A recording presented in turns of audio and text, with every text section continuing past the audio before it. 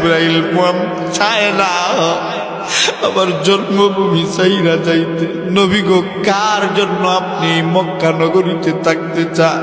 যেই মক্কার মানুষগুলো আপনি নবীজিরে মারতে চায়, ওই মক্কার মানুষদের কাছে কি গো নবীজি আপনি থাকতে চান? না রে জিব্রাইল, এই মক্কার মানুষগুলো বলে আমি নবীজিরে মারবে, কিন্তু কোনোদিন মারে না। আমি নবীজির বাবা ছিল না, জন্মের আগে আমি নবী বাবা হারাইছি। মক্কার মানুষগুলো আমি নবীজিরে বাবার আদর দিয়া বড় করছে। আমি নবীজির বয়স যখন 6 মাস হয়ে গেল, আমি নবীজির মাও হারাইলাম। আমি নবী না এতিম নবী, আমি নবী না আত্মীয় স্বজন বলতে কেউ নাই। এরাই তো আমাদের ভাইয়ের আদর, সন্তানের আদর দিয়া বড় করছে।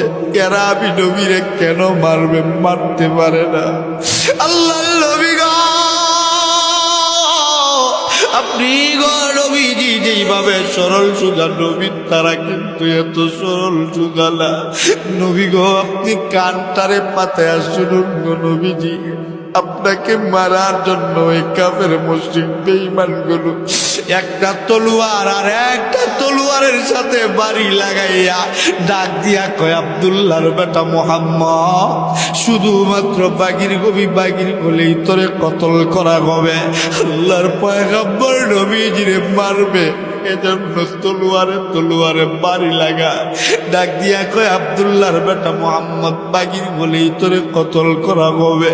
আবার নবীজি নিজের কানে শুই নেওয়ার ডাক দিয়া কয়, না রে জিব্রাইল, না না, এরা অনেক দিন যাবৎ বলে, কিন্তু আমি নবীজিরে মারে না।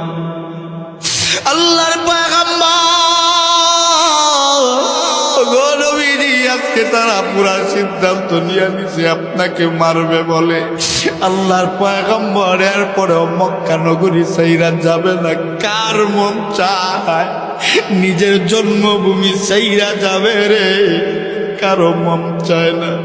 পাগারে যদি বাড়ি হয়, এরপরেও জন্মভূমির জন্য টান তাকে, কথা বলেন ঠিক কিনা? আল্লাহর পয়গম্বর নবীজি মক্কা নগরী ছাইরা যাবেন না। আল্লাহ ডাক দিয়া কয়, আমার বন্ধু এইভাবে মক্কা নগরী ছাইরা যাবে না। আমার বন্ধুকে বলো, আমি আল্লাহ 2টা পুরস্কার আমার বন্ধুর হিজরতের মাধ্যমে দিব। 1 নাম্বার পুরস্কার হলো